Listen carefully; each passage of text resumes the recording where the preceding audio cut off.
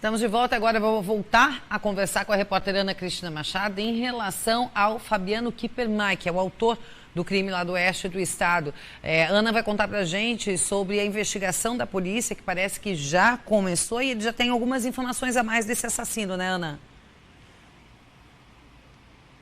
Então, Karen, as investigações ainda estão acontecendo, né? A polícia foi até a casa desse jovem de 18 anos. Ele mora com os pais, com uma irmã e com uma avó. Lá na casa dele, eles encontraram 2 embalagens de 2 facas, também encontraram 11 mil reais. Esse jovem trabalhava em uma empresa de roupas e também apreenderam o computador para investigações. Eles conversaram com a família, né, desse homem de 18 anos e a família comentou que ele era muito introspectivo, que ele tinha poucos amigos, inclusive tinha se afastado desses poucos amigos que ele tinha, que ele saía pouco, que ele sofria bullying na escola e que ele já não estava mais querendo ir para a escola. A família também comentou que ele judiava dos animais que eles tinham em casa, mas não entraram muito em detalhes sobre isso. A polícia quer traçar um perfil para tentar entender melhor quais foram as motivações desse crime.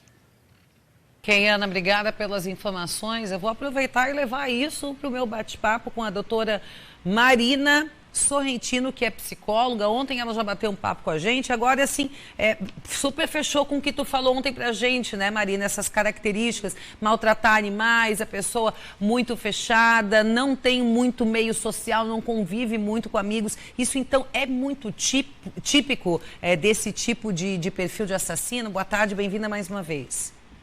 Oi, Karen, boa tarde. Sim, esse tipo de comportamento já são comportamentos que a gente precisa estar percebendo e demonstrar preocupação e cuidados, porque assim, não são só os jogos violentos, eles não geram violência,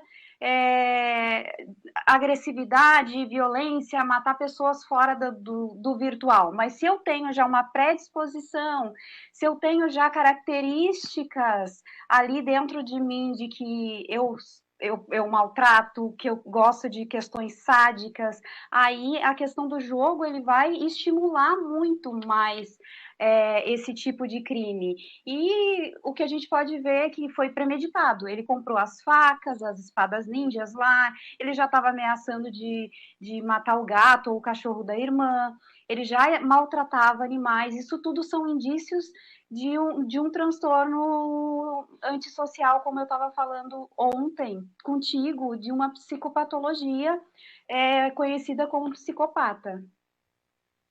Isso como sinais de premeditação de um crime? Aí já deveria ter um alerta para quem percebeu essa movimentação?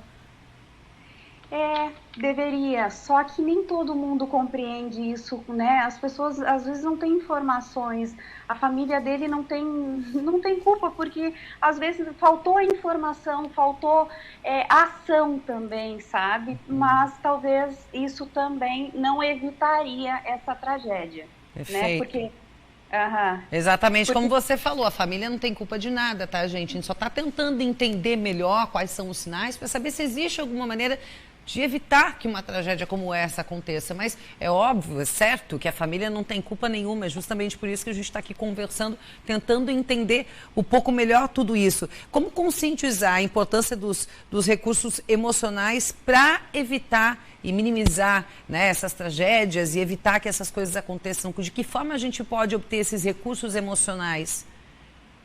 Esse tipo de tragédia só mostra que o quanto a gente precisa trabalhar as questões socioemocionais com as crianças desde pequenininhos. Claro que os pais eles não compreendem tudo. Eu estudei psicologia, eu vou atrás de conteúdo para trabalhar com crianças porque eu gosto, porque é o meu trabalho.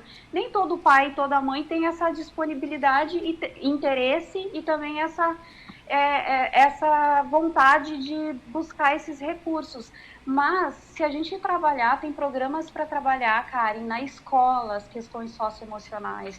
Já tem um projeto de lei, já foi aprovado, a gente precisa trabalhar e trabalhar as questões emocionais das crianças nas escolas. A gente não pode trabalhar só a inteligência lógica, racional, biológica, a gente precisa trabalhar também a inteligência emocional, o emocional das nossas crianças, para que elas possam aprender a discernir o que é certo, o que é errado, ter empatia. Aí a gente vai evitar o quê? Problemas como bullying. Perfeito. Tudo isso é para evitar questões futuras, né? Perfeito, perfeito. E essa questão do bullying precisa ser discutida dentro de casa, então por isso é importante os pais sempre terem uma relação de bate-papo, né, com os filhos. Obrigada pela tua participação aqui, Marina, muito obrigada. Amanhã eu vou convidar a Marina para voltar, para conversar com a gente, porque eu quero falar com ela em relação às pessoas que ficaram diante dessa tragédia, né, como lidar com tudo isso que aconteceu.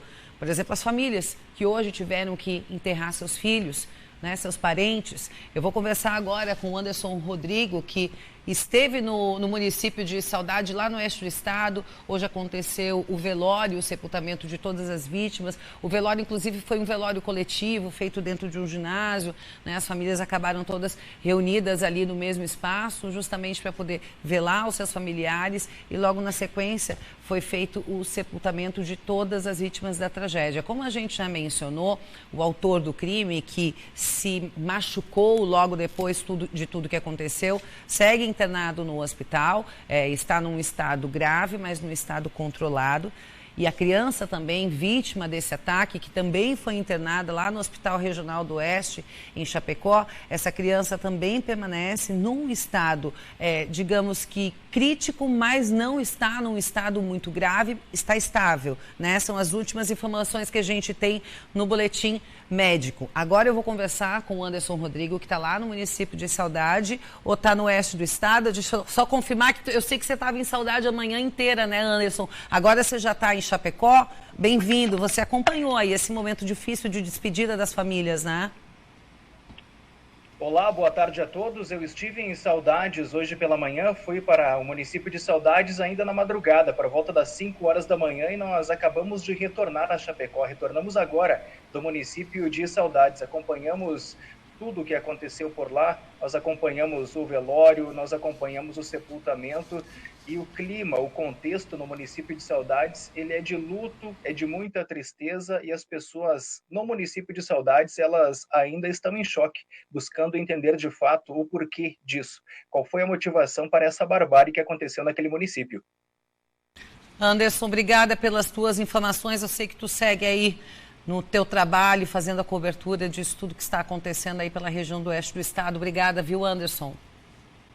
E, inclusive, repassando rapidamente algumas informações, até para que vocês possam ter um panorama geral do que está acontecendo aqui. Agora, o delegado Jerônimo Marçal, que é o responsável pelas investigações, tudo isso está sendo conduzido pela delegacia de Pinhalzinho, que abrange o município de Saudades. O delegado, ele indiciou em flagrante, inclusive, o jovem de 18 anos que está internado no Hospital Regional do Oeste, aqui na cidade de Chapecó. Recebemos uma atualização do boletim médico. O quadro dele é estável. Okay. A próxima atualização do boletim médico será às 18 horas. Ele foi indiciado, inclusive, por homicídio, ou seja, 5 homicídios triplamente qualificados. E as qualificantes disso, os agravantes, são motivo torpe, o meio que dificultou, inclusive, também a defesa da vítima, e outra questão foi o meio cruel. Então, tudo isso passa a ser apurado a partir de agora pela polícia. E nós seguimos à disposição aqui para mais informações. Ok, Anderson, muito obrigada, viu, querido? Obrigada pelas informações. Olha, um dos humoristas mais aclamados e respeitados da atualidade no Brasil acaba de nos deixar. Paulo Gustavo morre aos 42 anos depois de lutar durante 2 meses contra a Covid-19. E a gente vai encerrar o Meio-Dia, Catarina, uma mensagem desse ser humano lindo que tinha o dom de trazer alegria para os brasileiros e, além disso, das mais diferentes formas, sempre achava uma maneira de nos convidar para refletir. Descanse em paz, Paulo Gustavo. Ai, gente, tanta coisa que eu queria dizer para vocês antes de ir embora. Eu vou tentar, tá? Olha, primeiro vamos combinar que esse ano serviu para mostrar que a gente não vive sem a graça, sem o humor. O humor, ele salva, ele transforma, alivia, cura, traz esperança para a vida da gente. Essa pandemia também deixou bem clara a importância total da arte nas nossas vidas. Vocês viram, né? Esse ano foi difícil? Foi. E foram as artes dramáticas, a música, o cinema, a dança, enfim, a cultura em geral que nos ajudaram a seguir em frente, tornando tudo um pouquinho mais leve. Eu fico muito feliz e orgulhoso de ser artista e mais ainda da comédia ser tão forte em mim. Eu faço palhaçada, você ri, eu fico com o coração preenchido aqui. Eu me sinto assim... realizado de estar conseguindo te fazer feliz? Rir é um ato de resistência. A gente agora está precisando dessa máscara chata para proteger o rosto desse vírus e, infelizmente, essa máscara ela esconde algo muito precioso para nós brasileiros, o sorriso. Ele está tapado, tem que ficar tapado, mas ele existe.